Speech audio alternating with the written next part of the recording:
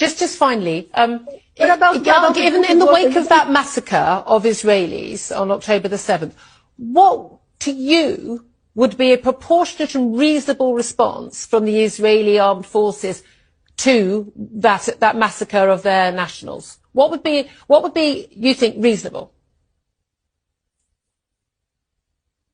I didn't get your question. Can you say that again? Given the massacre of 1,400 people, Israelis, women, children, the taking of hostages, 199 hostages, all of the horrific atrocities involved in that massacre by Hamas, what do you believe, as a Palestinian journalist living in Gaza City, what would be a proportionate and reasonable response from the Israelis to that? You know what is the saddest thing here is that we only hear the mainstream media or the media in the West. No, please, Wafa, please answer my question. What you're saying that the response of the Israelis right now is unacceptable. You're calling it a massacre. What would be a reasonable response? It's ethnic cleansing. Okay, so what would be a reasonable response? You know, like we have been suffering, have been subjected to the Israeli occupation, brutality and oppression since nearly 75 what would years. Be a reasonable response? And even we have 5,000 Palestinians are still in the Israeli occupation jails. We have 170 Palestinian kids that are still in the Israeli jails. We have nearly 40 Palestinian women inside the Israeli jails. Wafa, you're a journalist. You're a journalist. Yes. I'm a journalist. I'm asking you, from the perspective as a Palestinian woman living in Gaza City, what would be, if you think the Israeli response is unreasonable, disproportionate, it's wrong, what would be the right, proportionate, reasonable response to 1,400-year-old people being massacred? What would be acceptable to you for them to do, other than say, oh well, never mind, we'll just carry on as usual, which is clearly not going to happen. One final chance, what would be the reasonable response? Yeah, you are just saying that we are journalists, and I'm a Palestinian journalist, yes, living here under this harsh condition.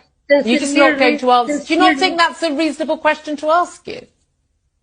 Listen, it's the question. I mean, like, you didn't know that they committed, like, since we here in Gaza, since nearly 17 years. I do know that. We have been the Israel. Stop telling me what I don't know and answer the question. Yes. Why is that such a difficult question to answer?